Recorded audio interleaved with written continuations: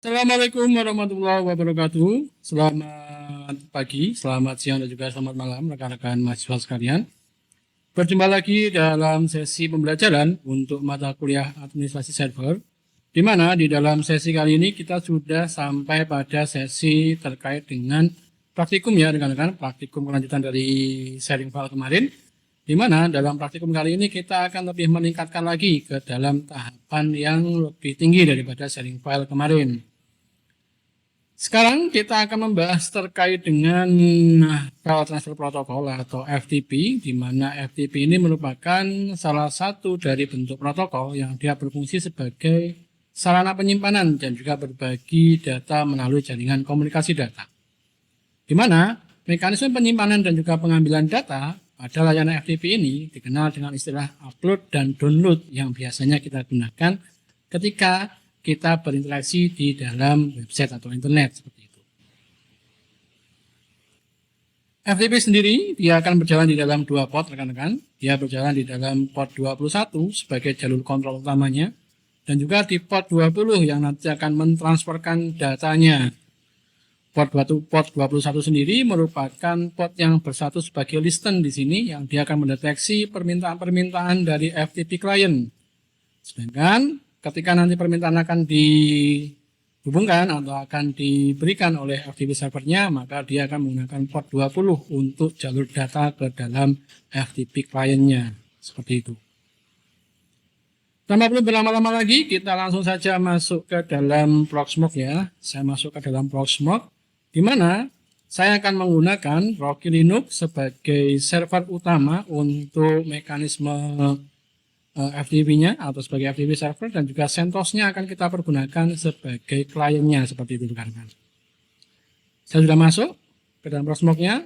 Kita masuk aja konsolnya untuk Rocky Linux-nya rekan-rekan. Ya. Masih ini ya, blank, kosong seperti itu. Dan kita cek-cek dulu ya apakah dia sudah terkoneksi dengan internet atau belum gitu rekan-rekan. Ya, sudah terkoneksi. Kemudian kita lakukan instalasi untuk aplikasinya. Install vsftpd min y. Oke, dia lakukan instalasi dulu rekan-rekan ya. Untuk aplikasinya kita menggunakan vsftpd karena yang kita bangun di sini adalah semacam server untuk FTP-nya yang dia bersifat virtual rekan-rekan. Oke, instalasinya sudah selesai rekan-rekan. Sekarang kita menggunakan sistem CTL enable no vsftpd. Kita enablekan untuk layanannya ya, dan kita cek apakah dia sudah aktif atau belum rekan-rekan. Status ya, dia sudah aktif ya untuk layanannya. Selanjutnya kita konfigurasi rekan-rekan untuk settingan di dalam vsftpd-nya yang ada di dalam direktori etc vsftpd config rekan-rekan.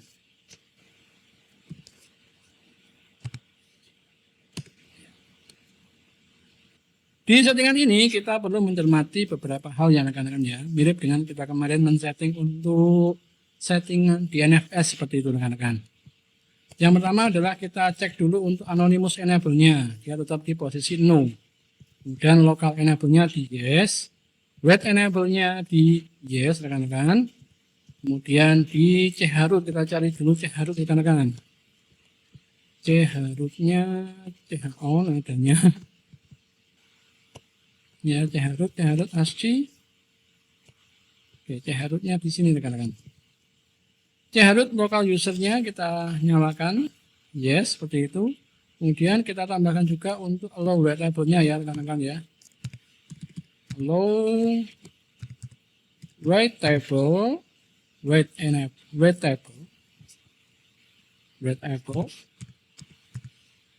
allow wait table chroot. Ya, root. Yes, begini rekan-rekan. Allow wait table chroot, yes. Kemudian chroot local user yes. Kalau sudah, kita tinggal simpan saja. Ctrl O, Enter, Ctrl E. Kita keluar rekan-rekan. Dan kita restart dulu ya untuk servisnya. Restart, itu rekan-rekan. Dan kita cek lagi statusnya.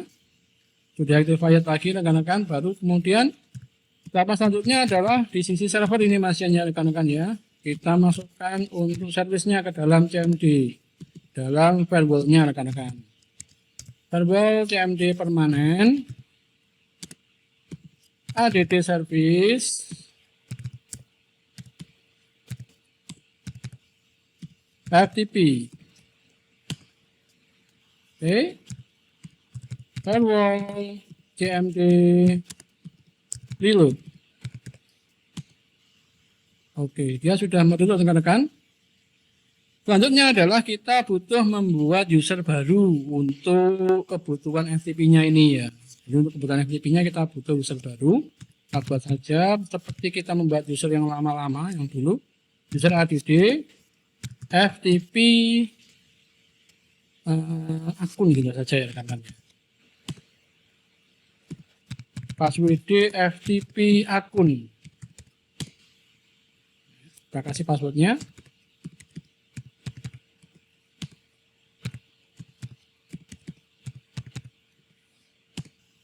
Oke, sudah terbuat passwordnya. Dan kita buat directory baru rekan-rekan untuk menampung hasil dari FTP kita nanti.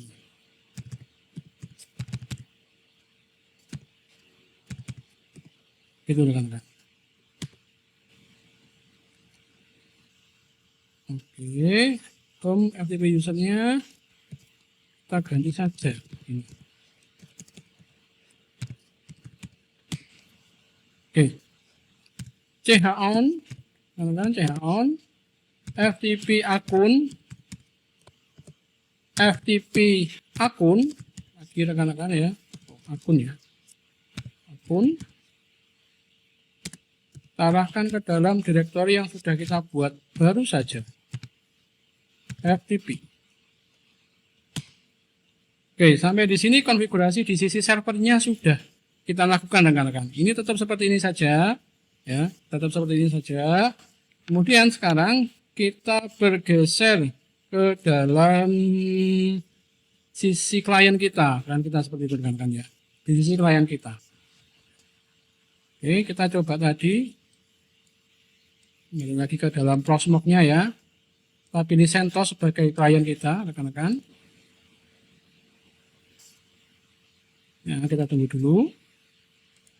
Oke.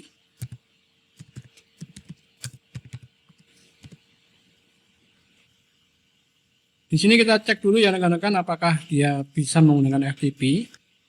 Oh ya, lupa tadi untuk mengakses FTP itu kita butuh IP-nya rekan-rekan, IP server kita. Kembali lagi ke servernya dan kita cek IP di server kita itu berapa rekan-rekan ya. IP spasi A, IP-nya di 4422 rekan-rekan ya. 92.168.4422. Mungkin punya rekan-rekan nanti berbeda. Namun kita perlukan IP dari servernya untuk mengakses FTP-nya ini rekan-rekan. Di sisi kliennya kita cek dulu untuk FTP-nya ya, apakah dia punya FTP. Oke, dia belum punya package-nya, kita no dulu saja rekan-rekan ya. No. Kita dnf install untuk VS FTP-nya. FTP di -y.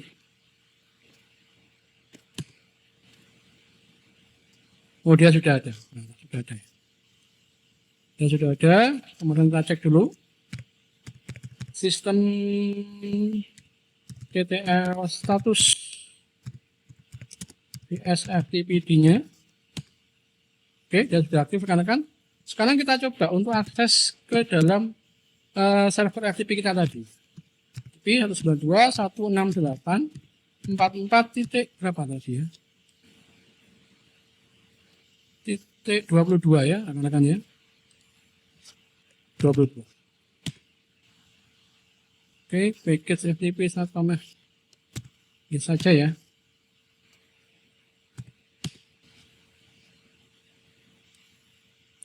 dia sedang mendownload package-nya. Kita tunggu saja prosesnya hingga selesai rekan-rekan.